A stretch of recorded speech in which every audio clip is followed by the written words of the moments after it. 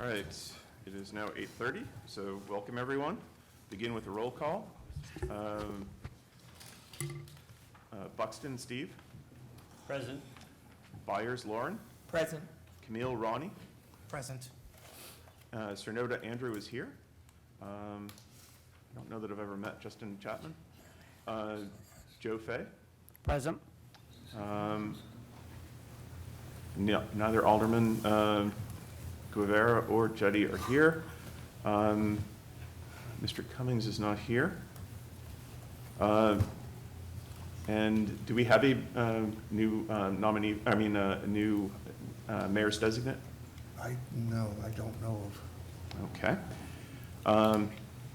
McCormick Jennifer. Here.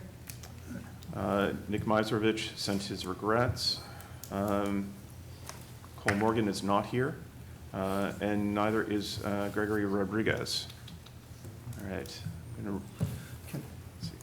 Can I just say one thing? Roni Camille is here as a representative, as a citizen, not as a representative of Tingsboro. I just want to put that on the record because for the transcription, so it doesn't identify him as Tingsboro. Am I correct on that? Yes, thank you, Okay. Chair. Yeah, through you. Yeah, I was going to mention that in Yeah. our meeting. Oh, okay. Meeting minutes. You are on the roster as a Nashua resident Yeah, apparently on the representative. Yeah, apparently on the minutes, it's reflected as Town of Tingsboro. I guess I introduced myself as that in the first meeting. Whoever handles minutes has identified me as such, but no, I'm a resident of Nashua. All right. When we get to the minutes, when we have the motion for that. I'll mention that. Yep. All right. And Alderman Jetty has joined the meeting. So I believe we do have a quorum. So let's move forward. Public comment. There is no one that would want to comment now. Acceptance of minutes from the previous meetings. So there's a correction to the minutes that Mr. needs to Chair, be through made. you, Roni Camille, resident, for the clerk or whomever does the minutes, I should be identified as Roni Camille and not Roni Camille and my employer. All right. Is there a motion to accept the minutes with that amendment? So moved. All right, Alderman Jetty. Any discussion? Seeing none, all those in favor? Aye. Aye. All those opposed? Motion passes. All right, communications. You all should have received a letter that, There's a couple of Comcast letters, yes, and they were just informational, so I didn't include them in the packet today. most of them changes in names of channels and Yeah. And things that- emergency ways, if you have an emergency, how to access them. Alderman Jetty, did you have? I was just going to remind people to identify themselves so the transcriber can Yes. attribute your comments to The you. last comment was Jeff Painter. Thank you. I forgot about that. All right, is there a motion with regard to the communications from Comcast? Move to accept and place on file. Motion to accept and place on file from Alderman Jetty. Any discussion? Seeing none, all those in favor? Aye. All those opposed? The motion passes. All right, financial statements. Mr. Painter. All right. So our current balance of, Jeff Painter, our current balance of the operating account 2505 is $290,675. Our expenses for February 2024, including salaries and facility operations, totaled $36,719. On our operational side, we had, the number that is on the report is wrong. I've got to correct it. It's 4,721 cable casts, not 5,448. That was a total between December 2023 to February 2024. And of this, 133 live events. Public was 96, was 25. Education was 99. Education 99 was 48, and government 16 was 42. And then we had some high definition ones there was 12. We had 4,588 playbacks. And of this, the public 96 was 2,716. Education 99 was 975. Government 16 was 1,079, and our HD channel was 524. Studio cameras. As reported at our last meeting, we continue to test various cameras to replace equipment in the studio. With the many studio variants on the market, and with our present equipment standing the test of time, we're able to do our due diligence and in the decision process. Last week, Canon sent us one of their cameras to test. We're also looking to go to the National Association of Broadcasters, that's the NAB trade show in April, to see new equipment that might best suit our needs. Okay, our Teleview video broadcast system upgrade. Comcast has now installed and initiated broadcasting on our new HD channel. We reported this in December, and in order to accommodate the new fourth channel, we were required to take there are two, of our record channels and reconfigure it, record channels and reconfigure it to be an output channel. Although we regularly used both record channels simultaneously on an almost weekly basis, which would be Board of Aldermen or committee meetings on Encode 1 and zoning and planning on Encode 2, Teleview was able to allocate an additional stream path to our existing streaming channels. And those are Capture 1, Capture 2, and now they added Capture 3 for either zoning or planning board. Yet, as we have stated, this is not a permanent solution, only a temporary fix. Our streaming channels are used for our, excuse me, out-of-network coverage or coverage within network requiring a port via internet. We use these encode channels for content from other city buildings, schools, and other live locations. They're not meant to be permanently ported to a particular location. We have, however, used this third live stream capture source successfully over these past 3 months for all the zoning and the planning board meetings. During this time, we've met with Teleview on several occasions to design an updated technological and operational needs system. We have been extremely happy with our Teleview server system's performance over these years, and will be able to continue to use elements of the present system, which is under a service contract with them through next spring. They've alerted us that the current system will hit technical end of life in December of this year. It was purchased in 2016. The latest Teleview systems offer newer technology, faster processors, and better options, including additional input-output channels, to achieve our present operational standards for 4 cable channels with 24/7 live streaming and video on demand, as well as provide a platform for future enhancements like closed captioning. The the workflow will be nearly identical to what we are currently using, and our content library will be transferred to the new one for a seamless transfer between systems.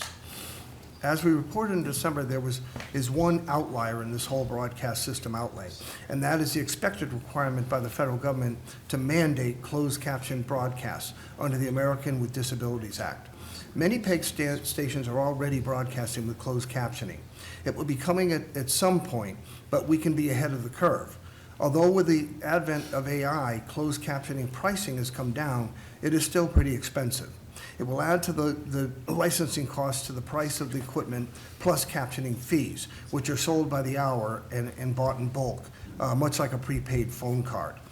This will allow us to caption meetings both live and for replay, and produce captions for other uploaded content we have performed, and we have performed our due diligence in researching the various services and hardware to accomplish closed captioning, and have found that Teleview's closed captioning offering, incorporated seamlessly in their system, is our best deal going forward.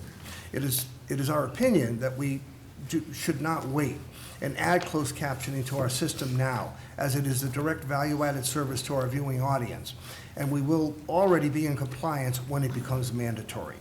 And actually, it is pretty much mandatory now, so we really need to get on board with this. For an additional per language cost, closed caption content can be translated to one additional language for live content, or in multiple languages for recorded content. We ask that you approve a not to exceed amount of $100,000 for this. This approximately splits up to $58,000 for the system, $35,000 for 5 years of wall-to-wall customer technical support, and $7,000 for 4,000 hours of closed captioning. Funds for this will be drawn from our 22.2505-81100 capital improvement account. The automatic chamber mixer. We have yet to move on the Yamaha audio system in the chamber for the same reasons we stated in December. We were able to solve the operational problems we were having with the present system, and the other projects, the Telview upgrades, have taken precedence over this. But I do have an update there. They are going to be coming on the 21st of this month to put the new mixer in here. So we are going to get this solved on the 21st of March.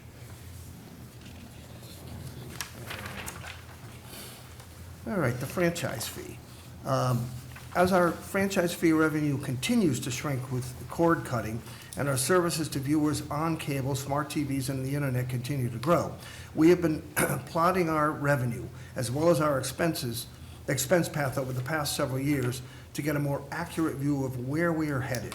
We are in the process of developing a presentation requesting that the city budget out of the general fund for PEG services that are not covered by the current franchise fee split. Excuse me. NAB Trade Show. The largest TV broadcasting trade show for the year will take place in April. Sponsored by the National Association of Broadcasters, the NAB show annually showcases the latest in technology, equipment, production, distribution, and software available to our industry. A large focus of this year's show is looking at the changing face of media in the age of artificial intelligence and content creation. We last attended NAB in April of 2016, and at that show we learned about new technologies, including streaming cameras and devices to capture scoreboard data. Those interactions led to our purchase of a specialized camera and ScoreBot device. Since then, Nashville has been a local leader in the production of live sports with integrated scoreboard graphics for our education channel audience.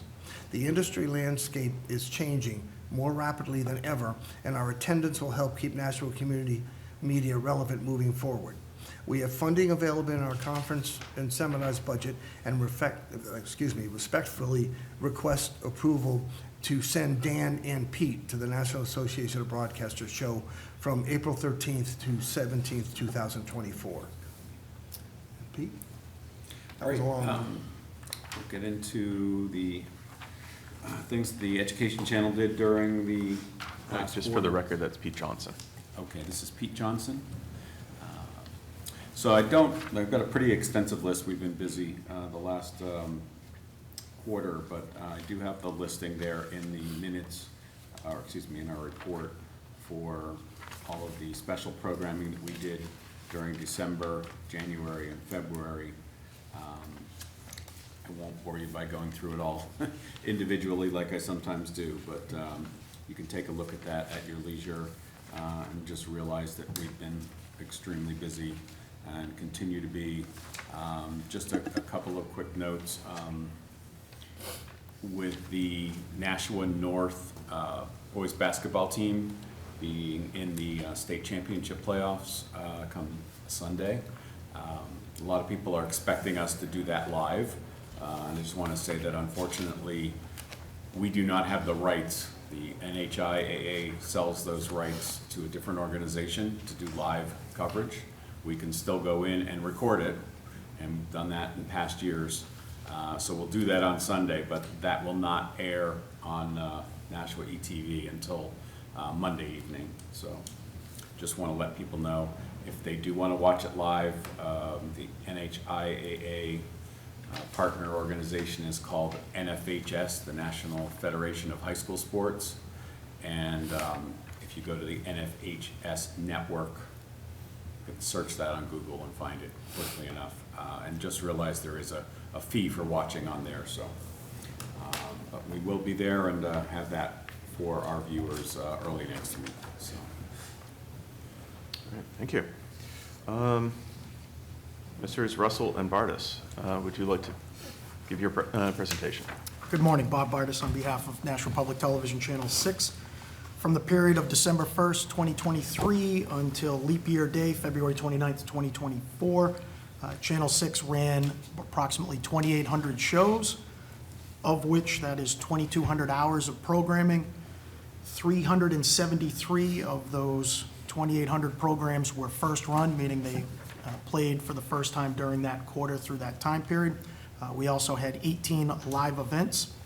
We continue to work with our show hosts to carry the program that we have become accustomed to, and they cover the usual variety of topics, whether it's politics, local, state, or national, health and wellness, religion or faith-based, some sporting topics, morning Zen. We have a meditation and a yoga program that runs regularly in the morning. We've added some poetry shows. We have some music as well.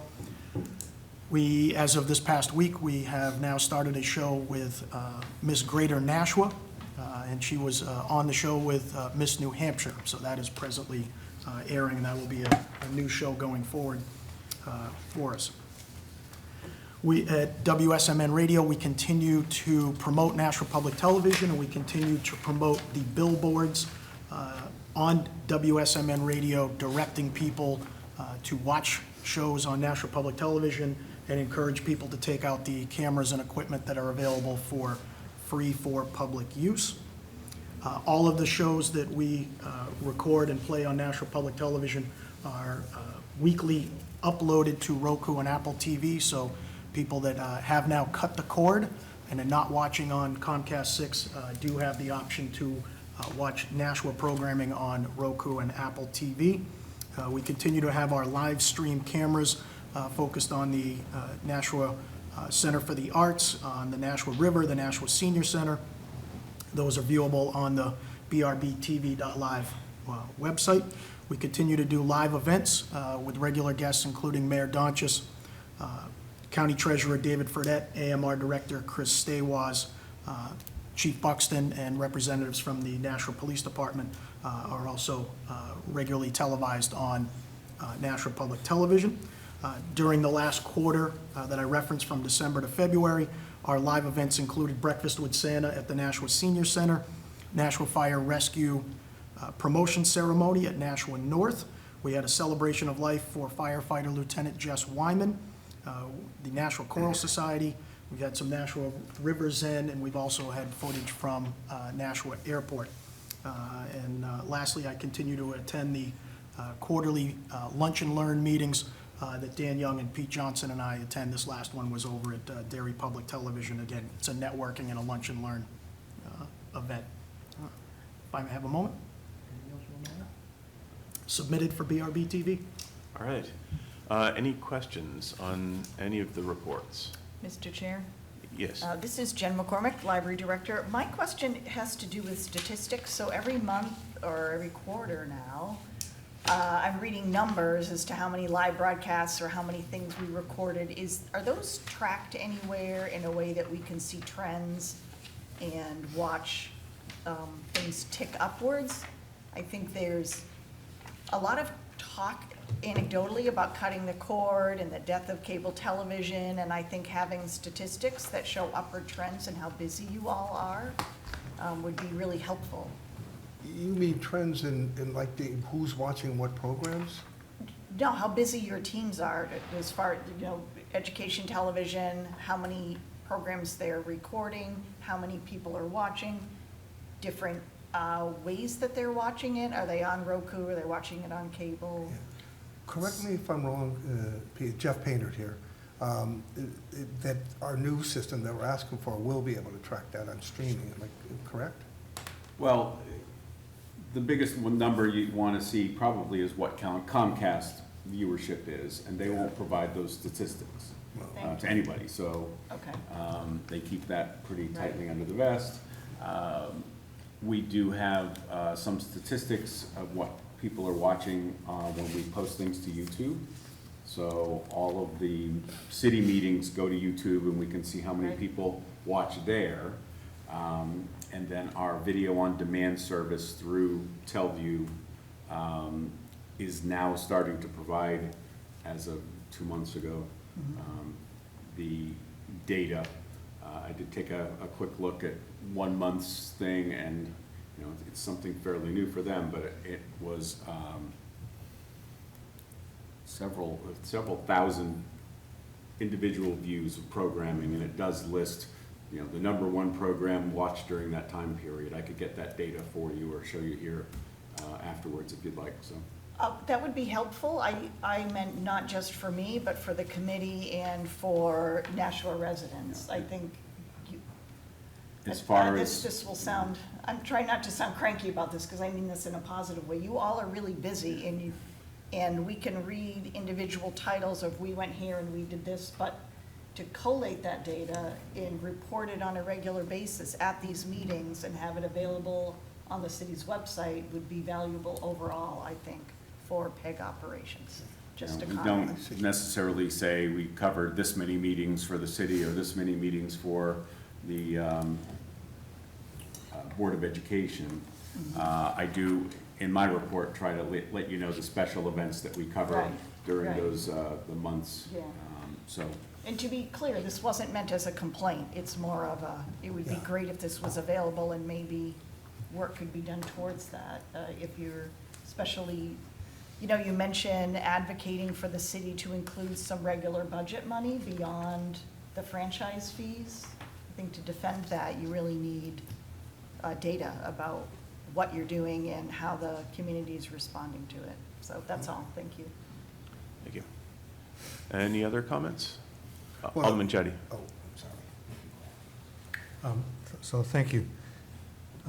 So, in Mr. Painter's report, he talked about the franchise fee, and we're in the process of developing a presentation requesting that the city budget out of the general fund for PEG services that are not covered by the current franchise fee split. So at our last meeting, which was in January, we passed a motion directing that you know, a request be made to the mayor to include this change in the franchise fee to make an even split, and so that it would get his attention prior to his submitting the budget, which is in the process. Right. And I know Director Cummings was here and said that he would prepare a letter or work on it or something. Has that not been done? That's what's described in the report. We've had several meetings, Mr. Painter and I have had several meetings, and we've had several meetings with Mr. Cummings. And I think that just asking for a change in the way that the franchise fee is allocated we're talking about basically the same thing. The issue is that right now, that allocation is set by the franchise agreement. It's contractually set from the beginning, and that's placed the PEG group. I know we tend to talk about it in terms of CTAB, but CTAB actually is in this context, mostly advisory. The PEG group, their budget has been largely shielded because they were contractually dictated as far as what the income was that they were getting, or at least the percentage of that. That same contract said that a certain percentage went to the city general fund. When we're asking for money beyond that which is contractually dedicated to PEG, we are asking for money to come out of that general fund to be allocated towards the PEG budget. And it's not something that is contractually dictated anymore, so it's not special revenue we're talking about. We're talking about revenue that's coming from the general fund, and that's something that the administration and the aldermen are going to have to basically determine what services they're willing to pay for from that general fund money, just like they do in every other department. If it's not special revenue, it's a political question. CTAB can advise on that, and that's what we're doing with the letter. But if we're going to be advocating for an increase from, or money to be taken from the general fund to be applied to the PEG budget, we need to actually look at it from a PEG budget standpoint and not just, wouldn't it be nice if we had this more money? And that is a rather more significant undertaking than just a letter saying, we think we should have this additional money. We're not going to say exactly what we're going to spend it on or why we need it. That's basically the result so far of the meetings that we've had, and working towards putting that request together. So could so thank you for that explanation. It sounds like we're working on it, and so in your opinion, you feel that this has been raised to the, it's got the mayor's attention, and in his proposed budget, he's considering this? Because I know that time is of the essence. Yes. As far as that budget is concerned. And I believe we actually have another meeting later today. Jeff Painter here, 11:30 today. Yeah. Yeah. And Okay. can I just say, also, Jeff Painter, I'm trying to articulate too right now, in the letter, the different expenses we've had through the years, that we were asked to do, projects that we were asked to do that really don't have to do with us. I mean, it's not part of our mission. And it was not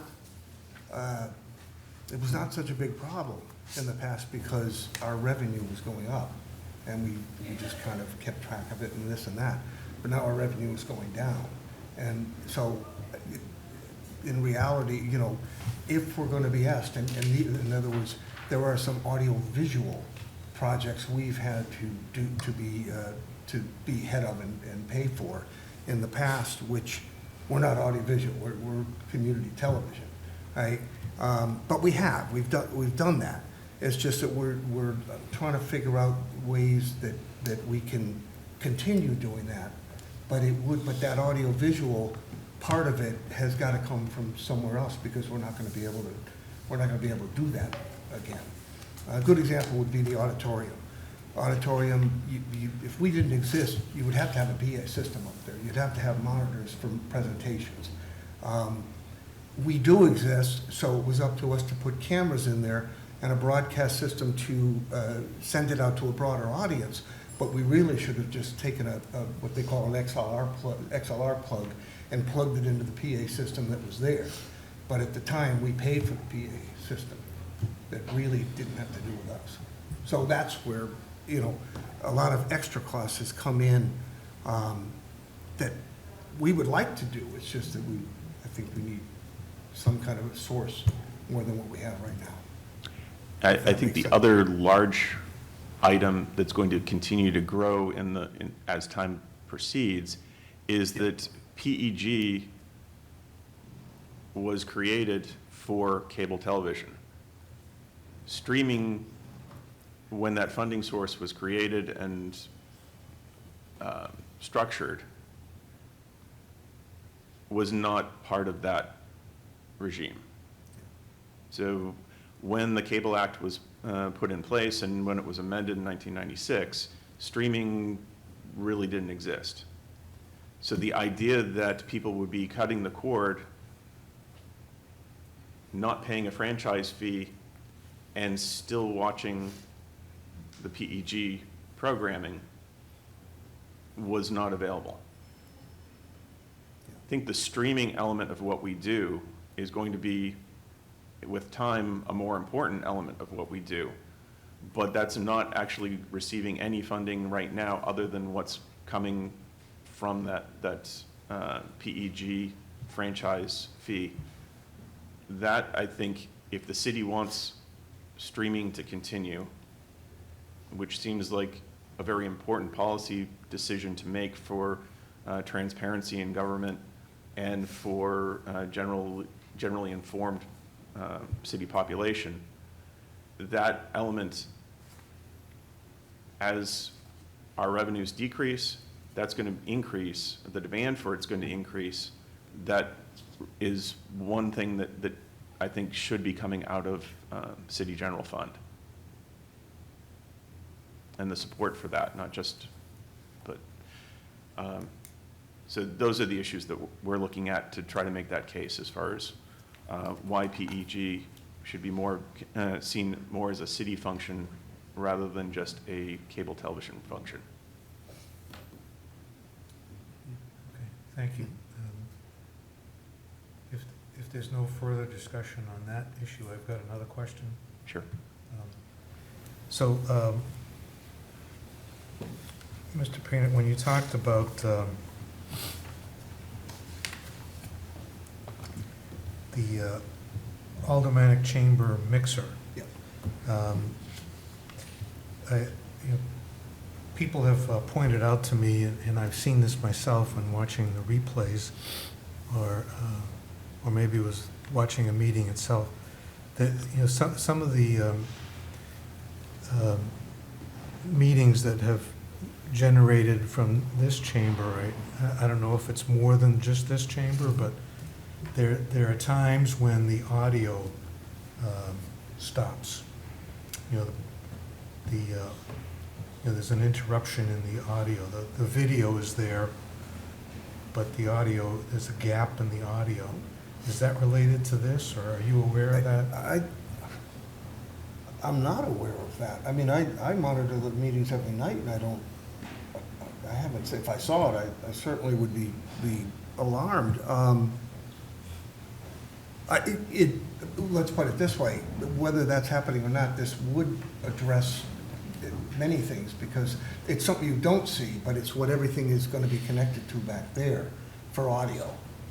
So it will replace it, and one of the things, the big things about it is that you people will be able to mute your mics from the clerk's desk before meetings. So in other words, sometimes what happens is 7 o'clock comes and people are talking. And this way you can do it the old way, where you unmute the mics when you're ready to start the meeting. And before that, there's no audio, but I don't know about the breaks. Is that something other people have seen? I don't. Yeah. This is Alderman Jettie again. Yeah. So I will try to recall exactly when that happened, and I'll tell you Okay. directly All and right, good. to make you aware of it. I have had, there has been a couple of times where I actually edited out that beginning part where people were talking, because a lot of times I do. I listen very carefully. If it's just some banter right before the meeting goes into, I'm sorry, Jeff Painter, the meeting goes into, they gavel the meeting to order, I'll edit it, and there has been times where I have, on the editor, I had made another edit, and actually the editor remembered where the beginning and ending was of the last meeting and cut it there. But Sue or Donna's always come back to me on that, when I didn't realize it, and said, wait a minute, at 30 minutes, it was 45 minutes longer than 30 minutes, the audio, it stopped.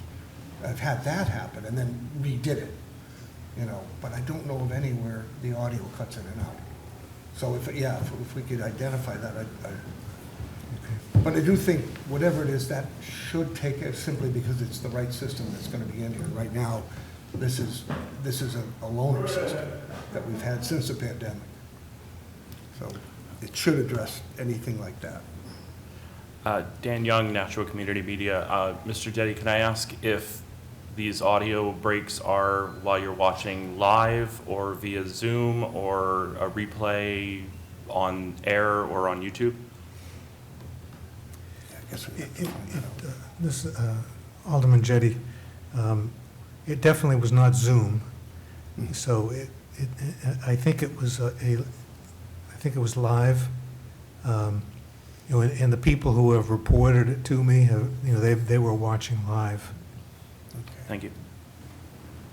But I will, I will try to determine exactly and try to see if I can go back and find it. Yeah, Yeah. Pete Johnson Exactly. here. I would think that anytime somebody gets a request like that, maybe to get a little more information as to what meeting it was, roughly what time it was, and where they were watching. Yeah, Alderman Jettie, yes, understood, and I apologize for the lack of specificity. I thought when I brought this up, somebody was gonna say, oh, yeah, that's a problem we're aware of, and we're gonna fix it this way. So I will try to help out by being more specific. Thank you. All right. Any other questions? If not, I have one. I have a real quick question on that. Just so you know, there is an online form at the city website to fill out if people are having issues like that, that lists where they're watching, and if they fill that out, that helps us greatly, so. All right, thank you. Oh, Rona Camille, Pete, is there, and for maybe the population that may not have access to the internet or older population, is there a phone number for the department to reach you all? Yes, that's available on the website as well. If they do not have, what is that phone number? Good question. I don't remember off the top of my head. You don't know your own phone number? No, I know my phone number. Does But there's a not- department phone number that rings all of our phones. Okay. I give people my phone number, but I could get it to you. perhaps you could put that on a slide on, On the slide, on the- On the I'll look channels? for it and, Yeah, get it Chairman, here. through you, I think I would recommend that the department put out a way for them to get access, for the people to reach them if there are I complaints. believe it's 589-3140, but Okay. I'll double check that. No. Lauren Byers, I think that's Public Works, so. We get enough. She doesn't want to get your complaints, On so. our lines, so. Lauren is always very helpful, so that's a good Lauren- number to call. Yeah. all right. Anything else? Chairman, Roni Camille, obviously a lot has been discussed, and I want to go back to the franchise fee. I think and I do not have the city contract. Oh, Mr. Cummings, glad of you to join us.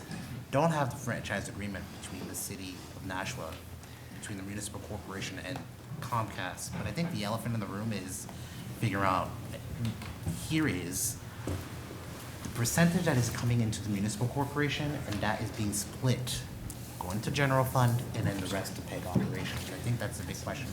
And obviously, you guys are having further meetings that I will not be able to participate in.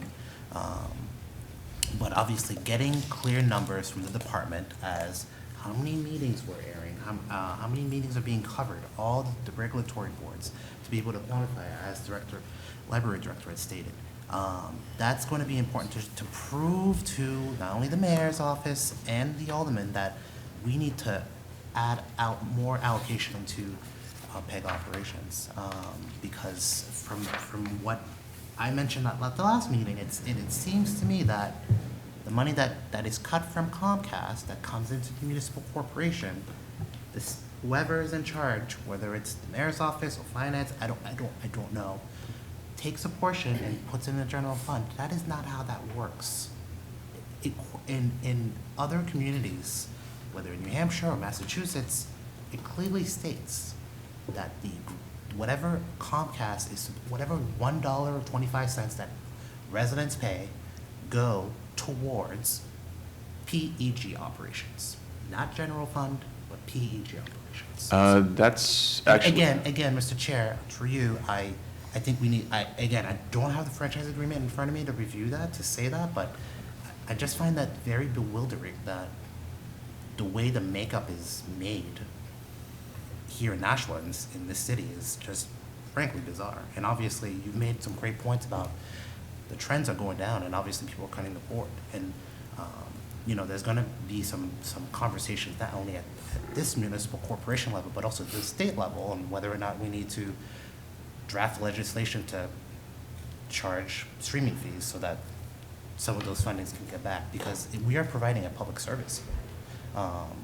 And obviously, we see these reports every time we meet here, and they're working a lot. So that's all I have to say about the franchise fee at this time. Okay. Just want to be clear that the statute does not actually dedicate that franchise fee for PEG. Which statutes, Chair? The federal statute that instituted the franchise fee does not itself, it just says that municipalities who are franchise authorities can charge a franchise fee. It has traditionally gone to PEG, and in many municipalities, it does go to PEG. In Nashua, it has, for most of the time that we've been charging a franchise fee, the vast majority of it has not gone to PEG. It has gone to the public, to the general fund. It was probably in the, during the Streeter administration, that franchise fee negotiations, there was 1%, so a quarter of the 4% franchise fee was dedicated for education and government purposes in the contract. That's where the allocation was created, and that was the negotiation, and that was based on the input from the Board of Aldermen at the time and the administration. That as part of the negotiations, that would be set aside. That the breakdown there did increase in subsequent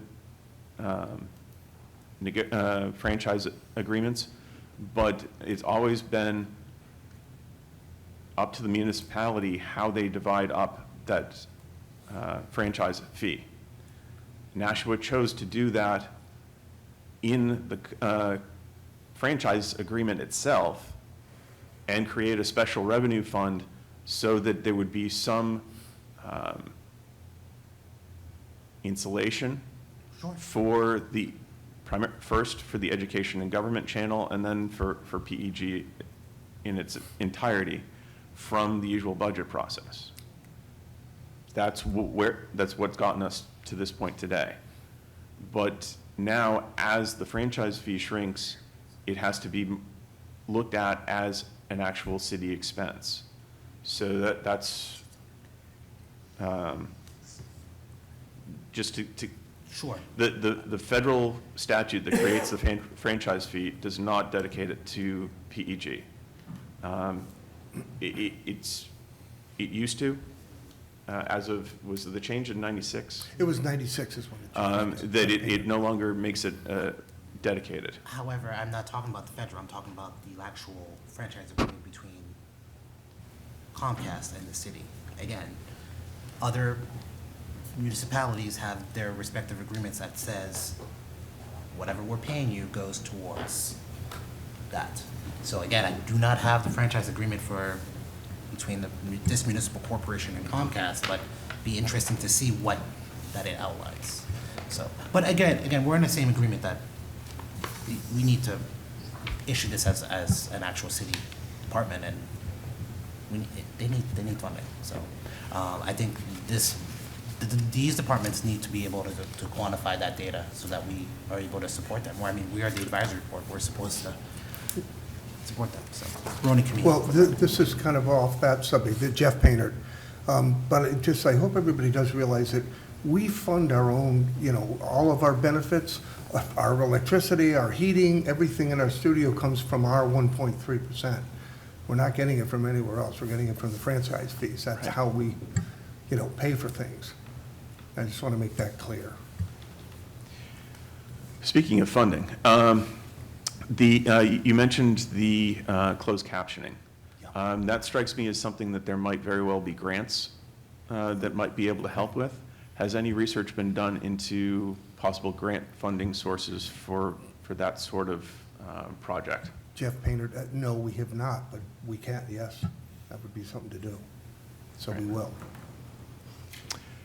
Something that other municipalities are doing in helping with that cost is, having maybe like a local bank or something sponsor that they're paying for the cost of closed captioning on the, Board of Aldermen meetings or something like that, Public taking service. that charge. So that may be something to look at as well. All right, thank you. Any other questions, comments? one other thing. We Mr. did find the Johnson. phone number.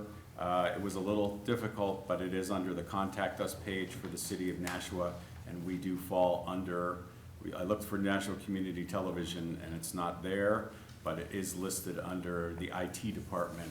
We're a subset of the IT department, and the number is 589-3130. I just wanted to make sure of that, and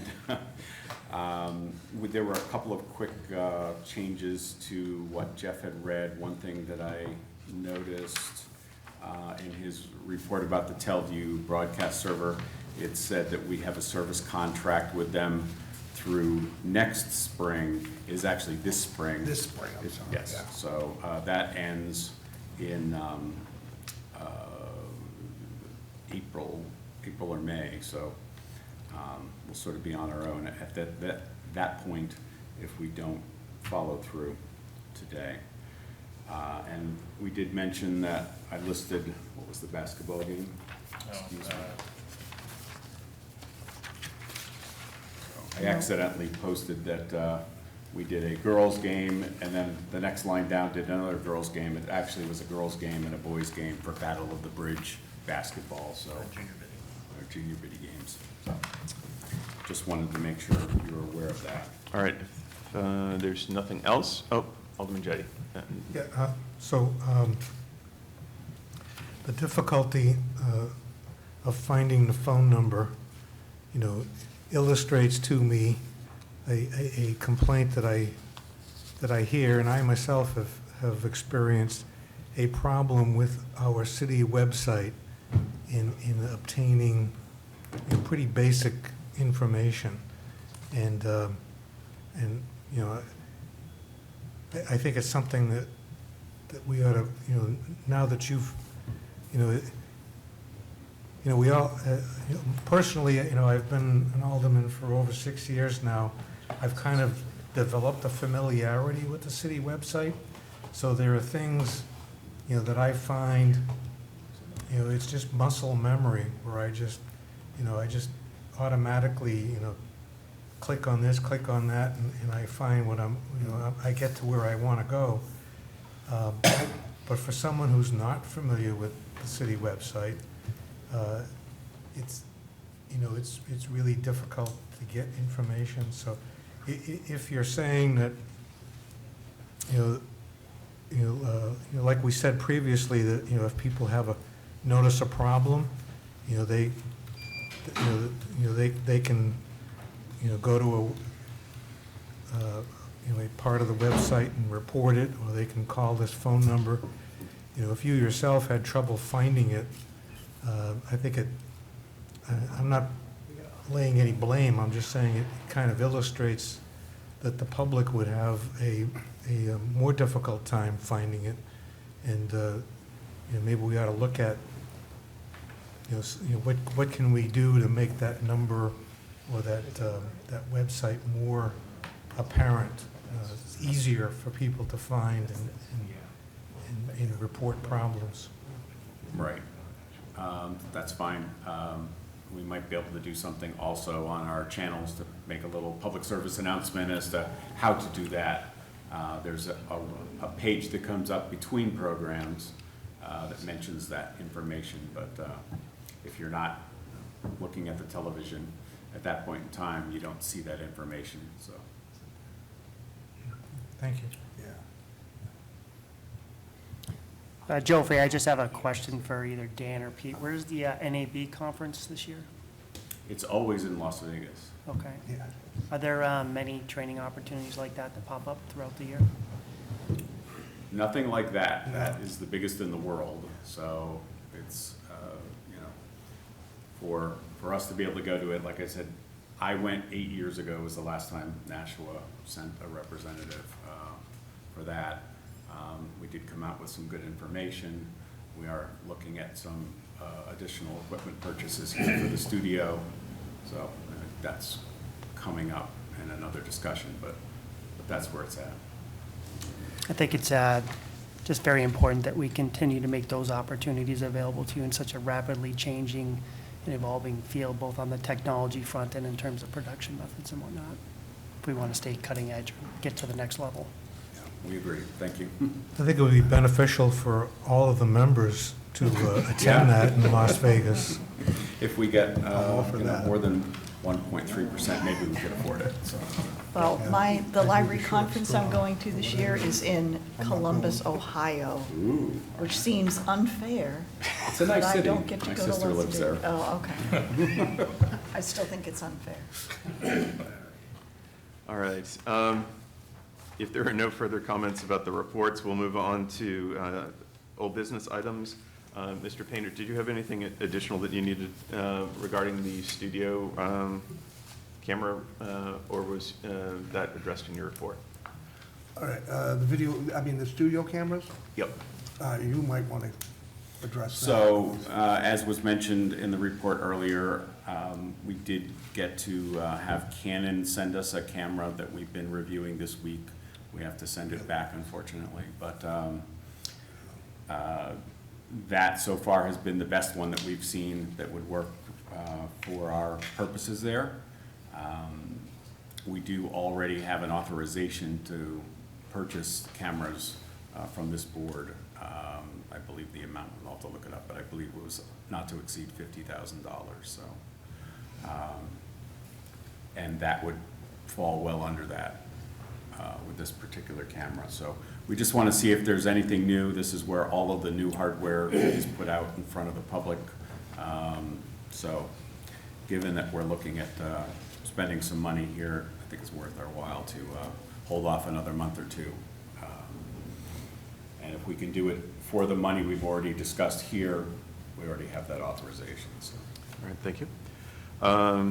Franchise fee split request, we have already discussed that. Are there any other comments that people would like to make? All right. Chamber mixers, again, you already addressed that in your report. Yep, and that, on the, Jeff paid it on the 21st of March, so we'll be Okay. coming in for that. All right, Telcast, on to new business. Telview Broadcast System upgrade request. Is there a motion with regard to Mr. Paynert's request? Mr. Chairman? Alderman Jettie. So I move that we approve a not to exceed amount of $100,000.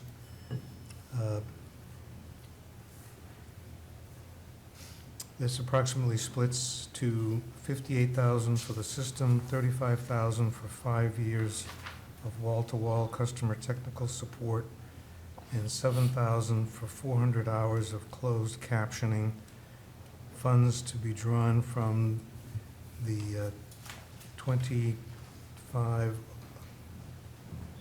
from our 2505 81100 capital improvements account. All right, there's a motion. Any discussion? Alderman Jettie. So, Mr. Chairman, you brought up the possibility of seeking grants and sponsorships to defray some of these costs. Is that something we should explore before we proceed with this?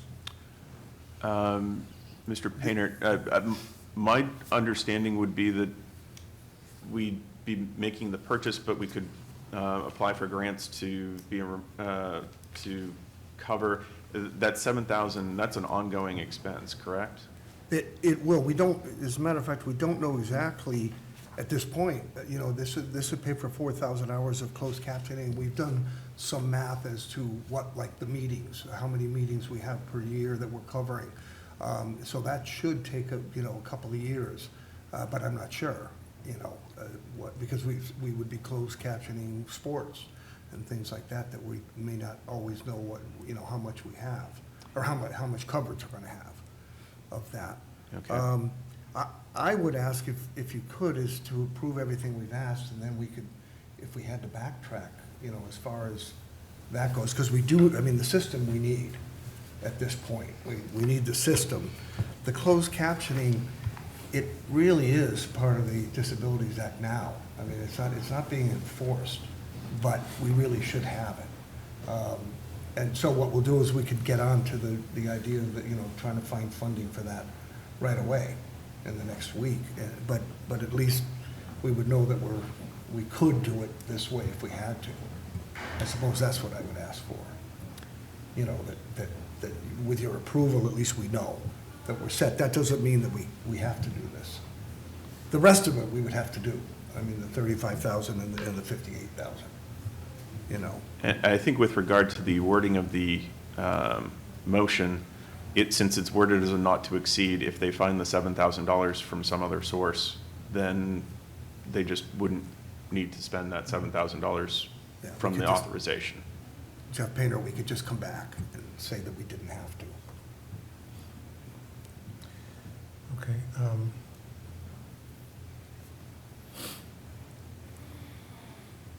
I guess I would move to amend my motion by adding the directive that the department seek whatever grant funding and sponsorships would be available to defray the costs.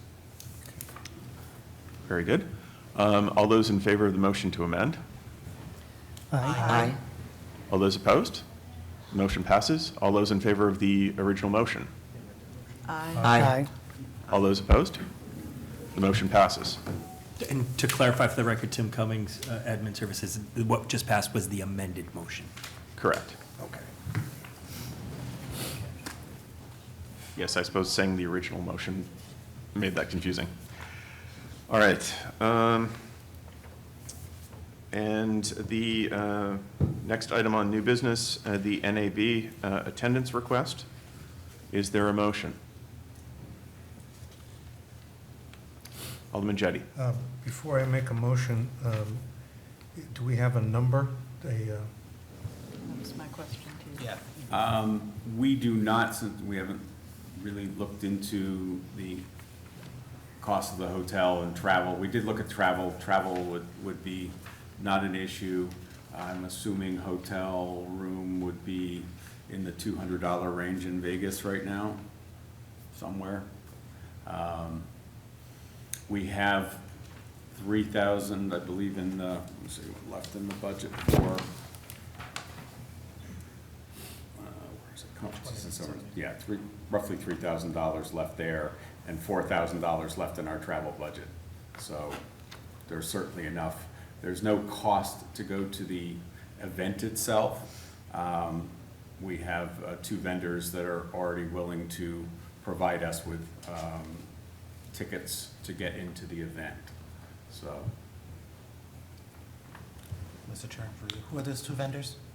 Telview was one offered, and so did Keycode Media.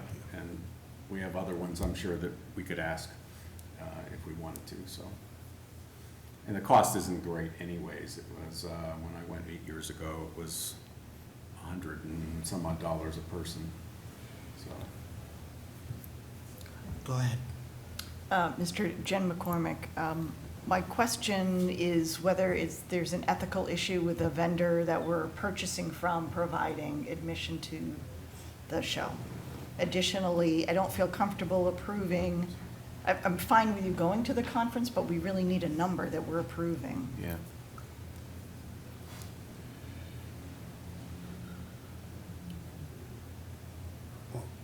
I can't give you an exact number right now anyways.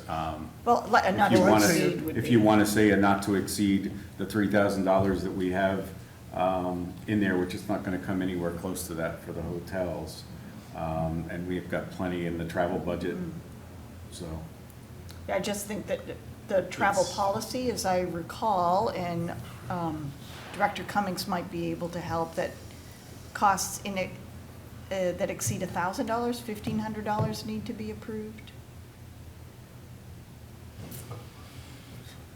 I would have to double check on the Yeah. exact You and- number, you and but I are it's looking in something this- in that yeah. range. We- It's something, Looking in the same file cabinet Yeah. here to the right. When we looked at airfare a couple of days ago, it was in the $300 to $400 range, Yeah. so. So a motion of an amount not to exceed 2,000 maybe would cover, or 3,000? I mean, I think we can get it all in that conferences and seminars budget Yeah, amount without even having to dip into that travel, right. other than maybe the bus to Boston or something to get to the airport. Right, and I would advocate for us, you purchasing your tickets to the show and not accepting a gift from a vendor. That's fine. Okay. All right, would you like to state that as motion? Yes, so I move that we approve Mr. Johnson's attendance at the NAB show in Las Vegas in April at an amount not to exceed $3,000. And I forgot to include Dan in that. All right, there's a motion. Any So- discussion? Alderman Jettie. So for clarification, are we just sending Mr. Johnson and No, not we're Mr. sending Young? Mr. Johnson and Mr. Young. No, wait, My okay. apologies. Chairman Ronnie Camille, through you. I'm okay if a vendor pays, but I just am not comfortable with Telview. Just the fact that we are about to purchase or upgrade. We have a the department has a relationship, which is understandable, and I don't know what the laws are, but they're probably not good to. Mr. It's not a Cummings? good- It's not a good look. It's not a good look. It's not a good look. Just Tim Cummings for the record, no public employee should receive anything of value of over $25. Okay, so that's, all right, so that's in New Hampshire, that's a New Hampshire thing? Perfect. Yep. Good. So they should be purchasing their access into. Yes. Convention. All right, any other discussion? If not, we'll move the motion. All those in favor? Aye. Aye. All those opposed? All right, motion passes. Public comment. Mr. Young. Dan Young, Nashua Community Media. Just as a note for the rest of the group, I have recently joined the board of the New Hampshire Coalition for Community Media to help give Nashua a voice back into the, not that we've never really had a voice, but to give us a better voice into the state organization, and I look forward to helping them out. All right. Remarks by members. Mr. Chair, Jen McCormick, Nashua Library. This is really for our viewers and everybody in the room. On Saturday at 2 o'clock, that's tomorrow, we are hosting our second annual Tiny Film Festival. And we have almost, I think, 25 submissions. So if you're free at 2 on Saturday, 21-minute films are easy to watch. And then we have a fun award ceremony, and we have swag bags for all the entries. Secondly, if you are a used book fan, the Friends Big Giant Annual Book Sale is next weekend, Friday through Sunday. This past year, the Friends raised over $20,000 at their book sale. And that, along with memberships, they donated $38,000 back to the library for programs and activities. So buy all the books you want, and we'll take them back as donations to sell again next year if you'd like. Thank you. All right, any other remarks by members? I just wanted to let you know that Cole Morgan just sent in regrets that he was unable to make it, so. All right, if not, Motion to adjourn, Mr. Chair. there's a motion to adjourn. All those in favor? Aye. All those opposed? Motion has passed. See everyone next quarter. Thank you. Thank you, everyone. Next meeting?